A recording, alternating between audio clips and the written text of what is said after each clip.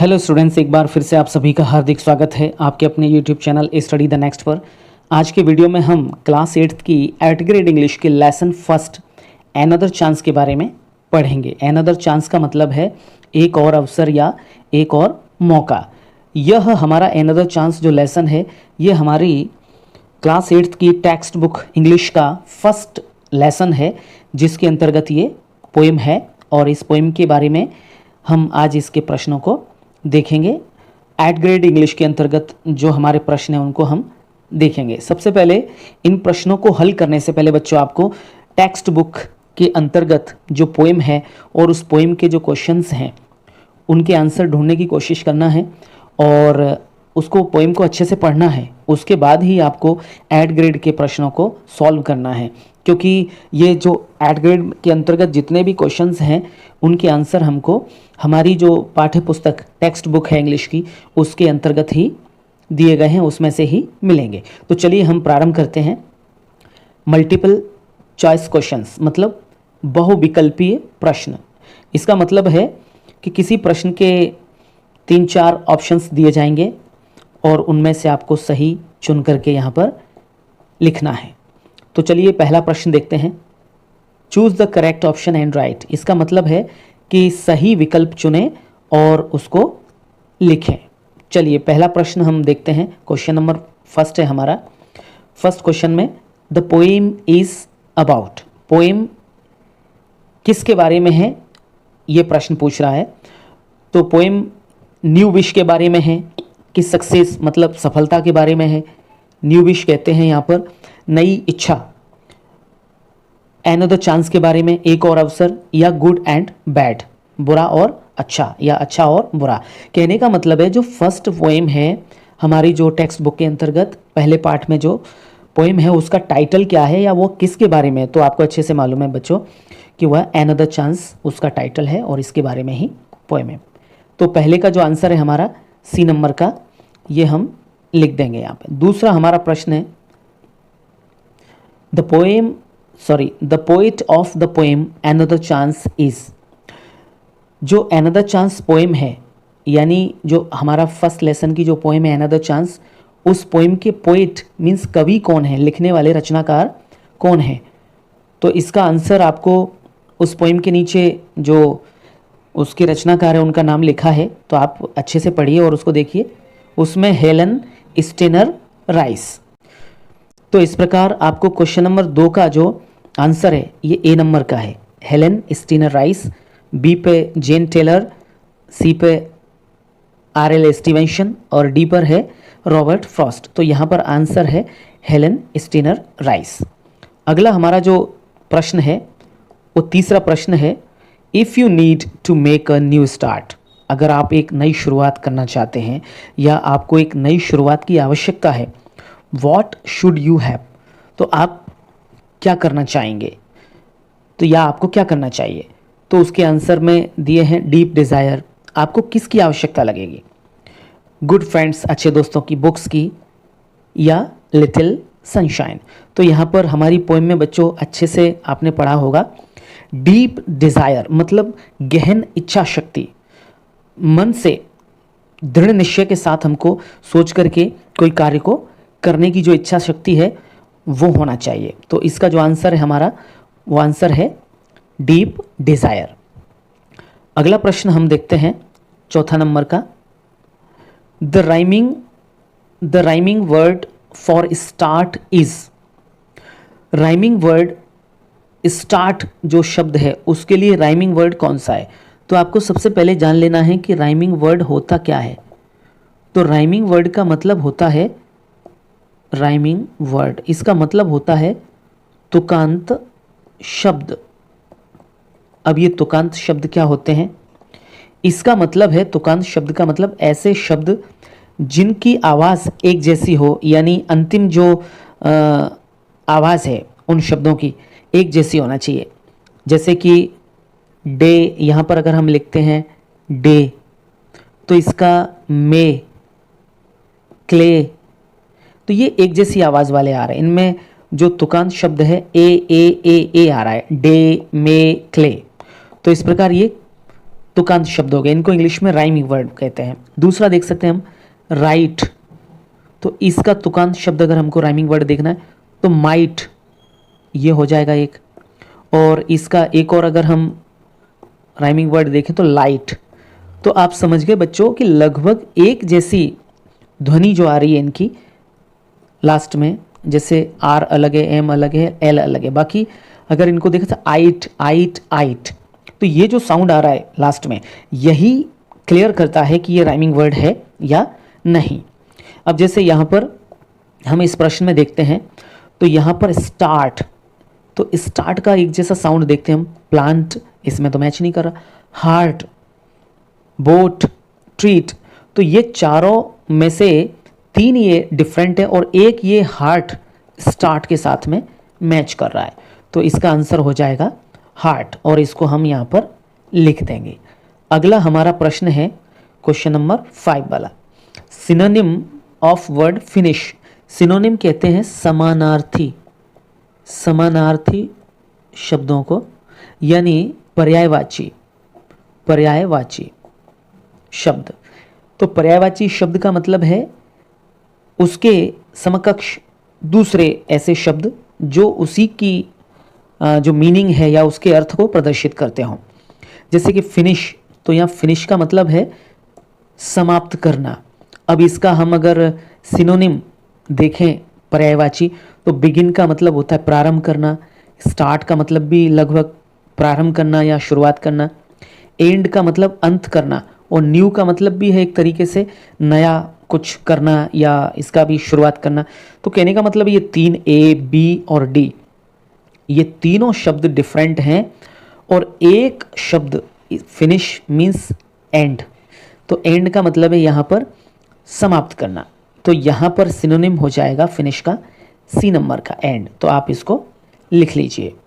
बच्चों आप लिखने के साथ साथ एक्सप्लेनेशन पे भी ध्यान दें और समझ समझ के याद करें, क्योंकि कॉपी में या फेयर वर्क में लिखने से कुछ नहीं होगा, आपको समझना पड़ेगा। समझने के बाद उसके आंसर को आप दिमाग में रखिए तो वो परीक्षा के लिए भी याद रहेगा। नेक्स्ट चलते हैं हम क्वेश्चन नंबर 6, इसका है fill in the blanks. Fill in the blanks, रिक्त स्थानों की पूर्ति कीजिए। तो हम इसमें पहला देखते हैं, पहले पे क्या है, विद ऑल अवर हार्ट। तो बच्चों ये हमारा जो एक पोइम का लाइन है उसमें से इसको लिया गया है, तो उसमें to try with all our heart. जब आप पोइम अच्छे से पढ़ लेंगे तो आपको ये सारे आंसर्स मिल जाएंगे। So never give up in despair. Despair कहते हैं, डिस्पेयर मतलब निराशा, निराशा। तो इसका मतलब है कि कभी भी निराशा में कोई काम त्यागना नहीं चाहिए। गिव अप कहते हैं त्यागना या छोड़ना। और ये जो पहले का अर्थ है लाइन का, इसका मतलब है to try with all our heart, मतलब हमें संपूर्ण मन से किसी भी काम को करने का प्रयास करना चाहिए। 8वें नंबर का प्रश्न है हमारा, कंप्लीट द वर्ड। अब इसको कंप्लीट करना है, तो इसमें ये जो वर्ड्स दिए गए हैं इनके बीच में जो खाली स्थान है उनको हमें देखना है। तो इसकी स्पेलिंग बनती है बिगनिंग, BEGINNING। इसका मतलब है शुरुआत करना। तो यहाँ पर आप अच्छे से इसको भर लीजिए। क्वेश्चन नंबर 9 है, राइमिंग वर्ड फॉर लिविंग। अब ये जो पिछला क्वेश्चन समझा था हमने राइमिंग वर्ड वाला, सेम इधर आ गया है। क्वेश्चन नंबर 9 का rhyming word for living is giving. अब बच्चों यहाँ पर ये ध्यान रखना है कि ये गिविंग ओनली सिंगल वर्ड नहीं है जो कि इसके लिए राइमिंग वर्ड हो। इसके लिए फॉर गिविंग भी आ सकता है, FORGIVING, फॉर गिविंग। और भी बहुत सारे ऐसे वर्ड्स हैं जो कि राइमिंग बनेंगे, पर आपको मैंने पहले ही कहा था कि आपको अपने दिमाग से सोचना है, रटना नहीं है। लिविंग के लिए यहाँ मेरे दिमाग में आ रहा है गिविंग है, ठीक है। आपको कुछ और दूसरा वर्ड आ रहा हो तो आप उसको लिख सकते हैं। अगला देखिए, एंटोनिम ऑफ ऑलवेज। ऑलवेज का मतलब है हमेशा और नेवर का मतलब है कभी नहीं। तो इसका विलोम शब्द, विलोम कहते हैं विपरीत अर्थ वाले शब्द को, उल्टा अर्थ वाले, जो उल्टे अर्थ वाले शब्द हैं। तो एंटोनिम ऑफ ऑलवेज, ऑलवेज का मतलब है यहाँ पर हमेशा, तो इसका उल्टा हो जाएगा कभी नहीं। नेवर मीन्स कभी नहीं। इस प्रकार हमने ये फिल इन द ब्लैंक्स के जो सारे आंसर्स हैं वो हमने पूरे कर लिए। तो अगला प्रश्न हम देखते हैं इसमें। चलिए अगले प्रश्न में हम पढ़ते हैं कि प्रश्न क्या पूछना चाह रहा है। तो इसमें very short answer type questions, बहुत छोटे कम शब्दों में लिखने के लिए आपको आंसर मतलब लिखना है, ऐसे छोटे छोटे प्रश्न पूछ रहा है वो हमसे। तो इसको पढ़ते हैं। Answer the following questions in one word और वन सेंटेंस।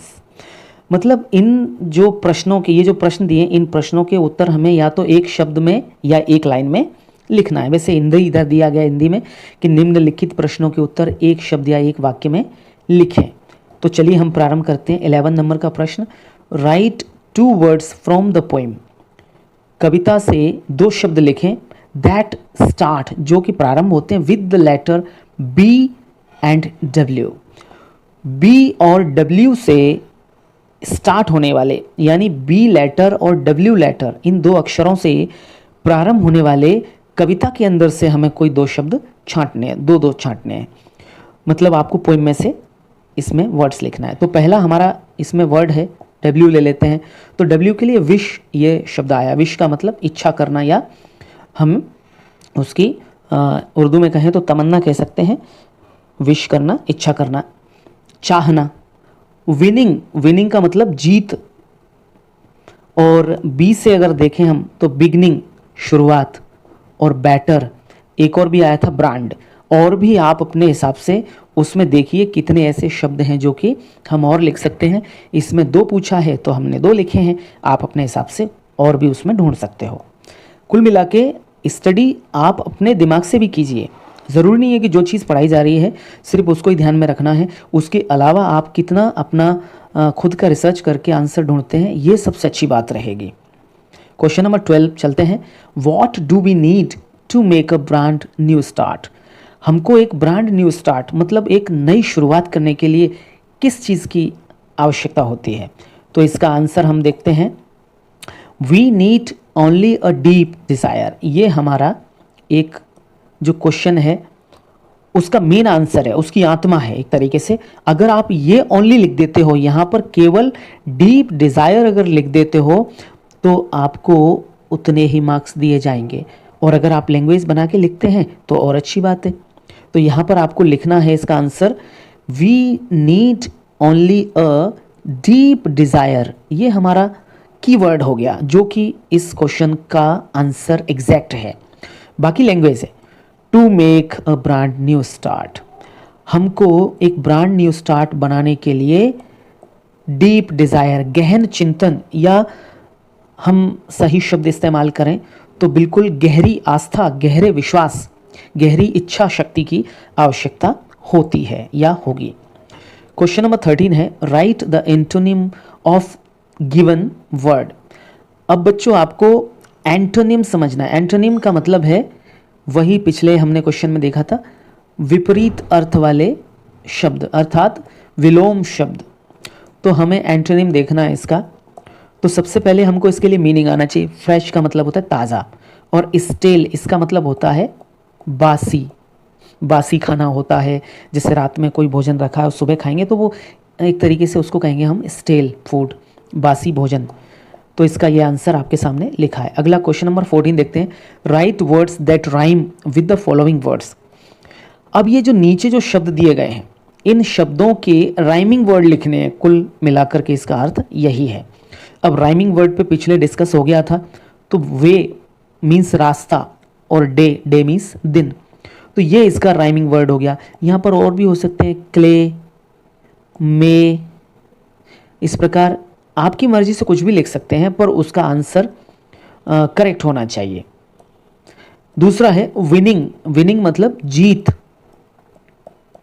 और इसका राइमिंग वर्ड है बिगनिंग, इसका मतलब है शुरुआत।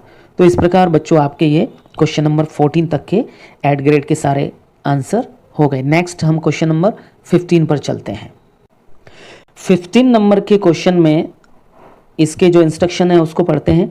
शॉर्ट आंसर टाइप क्वेश्चंस, मतलब थोड़े छोटे प्रश्न, इनको हम शॉर्ट आंसर में लिखेंगे। मतलब इन प्रश्नों का उत्तर शॉर्ट में आंसर करना है। चलिए इसको प्रारंभ करते हैं। Answer the following questions in 1 और 2 सेंटेंसेस। जो प्रश्न हैं इन प्रश्नों के उत्तर 1 या 2 वाक्यों में लिखना है। पिछली बार हमने पढ़ा था कि 1 या 2 शब्दों में, यहाँ पर 1 या 2 वाक्यों में लिखना है। तो चलिए क्वेश्चन नंबर 15 पढ़ते हैं। Write any one stanza of the poem. कविता में से जो स्टेंजा दिए गए हैं, मतलब जो 4-4 लाइन के जो सेट दिए गए थे, उन 4-4 लाइन के सेट में से कोई भी एक सेट आपको जो पसंद है, अच्छा याद है, उसको आप यहाँ पर लिखिएगा। तो जैसे कि हमने ये वाला सेट लिखा है, how often we wish for another chance. आप दूसरा वाला लिख सकते हैं, ये आपके विवेक पर निर्भर है, आपको जो पसंद है वो लाइनें आप लिखिए। और इनका अर्थ वैसे आपको मालूम होगा, फिर भी मैं शॉर्टकट में आपको समझा देता हूँ। How often we wish for another chance. अक्सर हम किसी नए अवसर की तलाश में रहते हैं या उसकी इच्छा करते हैं। To make a fresh beginning, एक नई शुरुआत के लिए। A chance to blot out, blot out मतलब मिटा देना, हटा देना। और किस लिए? एक chance to blot out our mistakes, हमारी जो गलतियां हैं उनको मिटाने के लिए भी हम अक्सर नए अवसर की तलाश में या एक और मौके की तलाश में रहते हैं। And change failure into winning, और हमारी जो असफलताएं उनको हम सफलताओं में बदलने के लिए, जीत में बदलने के लिए हम एक और अवसर की तलाश में रहते हैं। तो ये आपका प्रश्न 15 नंबर का जो क्वेश्चन है उसका आंसर हो गया। अगला चलते हैं 16 नंबर का। What should we not do in despair, हमें निराशा में क्या नहीं करना चाहिए? तो इसका आंसर है we should not never give up in despair. ये सबसे बढ़िया कीवर्ड है इसका। हमें निराशा में क्या नहीं करना चाहिए? तो वो आगे ये है, there is always a tomorrow to start a new, कि हमेशा किसी भी काम को प्रारंभ करने के लिए एक और नया कल है हमारे पास। इसीलिए हमें कभी भी निराशा में कोई काम छोड़ना नहीं चाहिए। अगर कोई काम पहली बार सही से नहीं हुआ है, हम असफल हो गए हैं, तो हमें उसको वापस से करना चाहिए, ये सोचकर करना चाहिए, क्योंकि हमारे पास एक नया कल है, नई रणनीति है, नए तरीके हैं, और नया वही काम नए सिरे से करने के लिए है, तो हम उसमें डेफिनेटली सक्सेस होंगे। तो इसका ये जो मेन आंसर है वो ये है, there is always a tomorrow to start a new. अगला हम क्वेश्चन देखते हैं 17 नंबर का। 17 में है, according to you what should we do to correct our mistakes. आपके अनुसार हमारी गलतियों को सुधारने के लिए क्या किया जाना चाहिए या क्या करना चाहिए? तो इसका आंसर है अकॉर्डिंग टू मी, मेरे अनुसार। अब मेरे अनुसार हमें क्या करना चाहिए? We should never give up in despair, हमें कभी भी निराशा में कोई भी काम नहीं छोड़ना चाहिए। मतलब यही चीज़ हमने उठा करके यहाँ पर यूज़ कर ली। ये हमने बस इसका एक अपने विवेक का इस्तेमाल कर लिया है। क्वेश्चन के आंसर्स लिखने में थोड़ा बहुत चेंज करके हम एक दूसरे की क्वेश्चन की भरपाई कर सकते हैं। And we should try again to correct our mistakes, और हमें अपनी गलतियों को सुधारने के लिए फिर से प्रयास करना चाहिए, ट्राई अगेन। तो इस प्रकार ये इसका क्वेश्चन नंबर 17 जो है 17 इसका आंसर हो गया। क्वेश्चन नंबर 18 पे चलते हैं हम। Pick out the rhyming word from the poem and write down.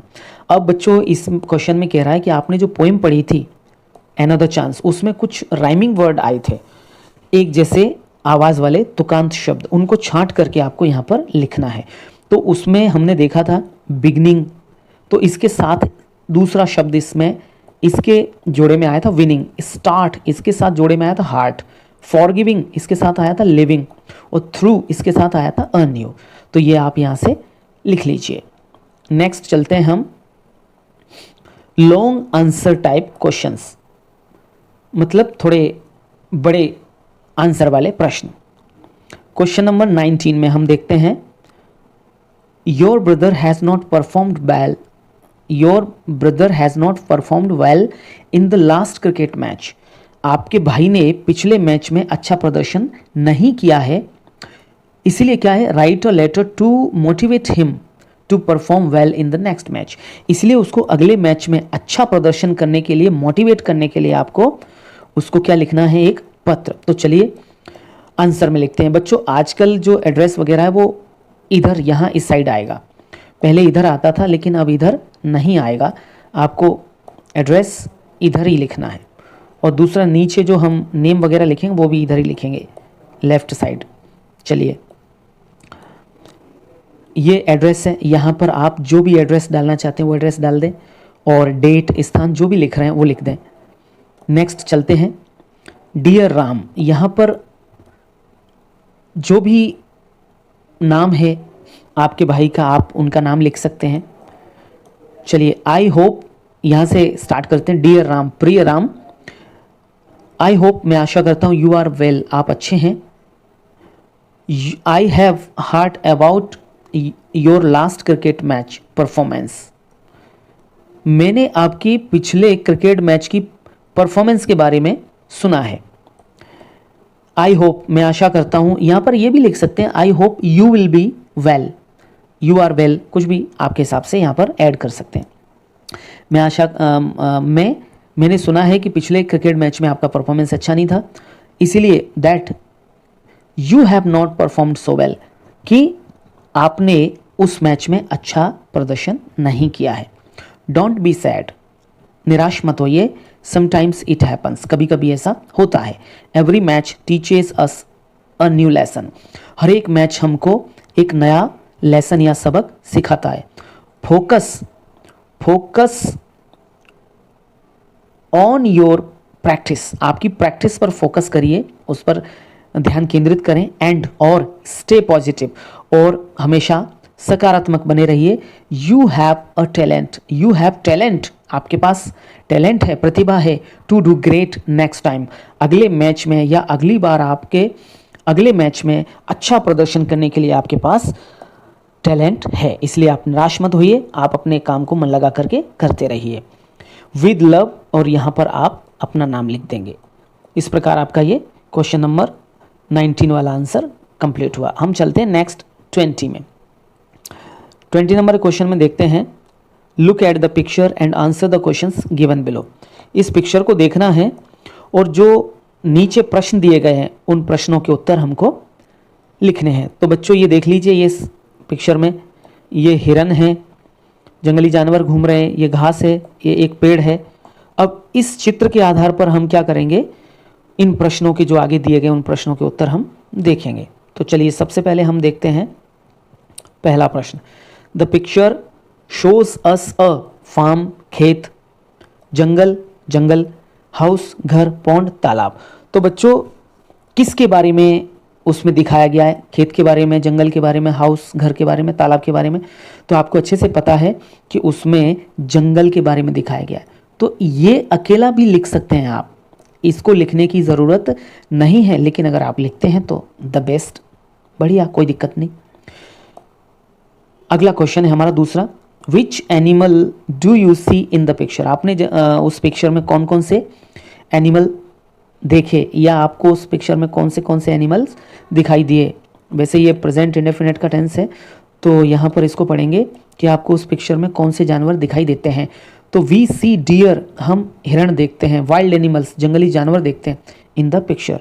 तो आप केवल इतना लिखेंगे तो भी काम बढ़िया चल जाएगा, डियर एंड वाइल्ड एनिमल्स। अगला क्वेश्चन है हमारा, क्वेश्चन नंबर 3 है, how many trees are there. उसमें कितने पेड़ थे? तो आपको पता है ये अकेला सिंगल पेड़ है इसमें, तो यहाँ पर इसमें लिख देंगे हम कि देयर इज़ वन ट्री, एक ही पेड़ था। चौथा है, do you see a tiger in the picture. आपको उसमें टाइगर दिखता है क्या, या क्या आपने उसमें टाइगर देखा है क्या? No, I don't see tiger in the picture. नहीं, मैं उसमें टाइगर नहीं देखता हूँ, मतलब उसमें है ही नहीं, देखने की कोई बात ही नहीं है। अगला चलते हैं प्रश्न 5th नंबर का, arrange the given letters to form a meaningful word. ये जो लिखा है RSASG, तो ये लेटर्स जो लिखे हैं तो इनको रीअरेंज करना है। ये क्या है, जंबल्ड पोजीशन में लिखे हुए हैं, मतलब अस्त व्यस्त हैं सब, तो इनको ठीक प्रकार से लिखना है। तो इनका एक मीनिंगफुल वर्ड बनता है ग्रास, और ये वर्ड इसमें से बन गया। इस प्रकार आपका 8th ग्रेड का फर्स्ट लेसन कंप्लीट हुआ, और इन सभी क्वेश्चंस के आंसर्स आप 8th ग्रेड बुक में लिख लें। अपने जो भी आपके सर या मैडम हैं उनकी हेल्प से इनको और अच्छे से आप याद कर लें, और आगे इसको कंप्लीट कंठस्थ कर लें, जिससे आपको एग्ज़ाम में मदद मिलेगी। बच्चों, आज का लेसन यहीं पर समाप्त करते हैं। वीडियो आपको कैसा लगा इसके बारे में ज़रूर बताएं। कमेंट्स में कुछ आपके क्वेश्चंस हैं उनको पूछ सकते हैं, और वीडियो को लाइक शेयर ज़रूर करें। चैनल को सब्सक्राइब ज़रूर कर लें, क्योंकि आप सब्सक्राइब करते हैं तो मोटिवेशन मिलता है।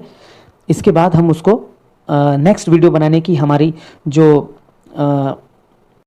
शक्ति है वो जस्ट डबल हो जाती है, और अगले वीडियो बनाने में भी काफ़ी अच्छा लगता है। इसलिए आप इस चैनल को ज़रूर सब्सक्राइब कर लें और शेयर ज़रूर करें।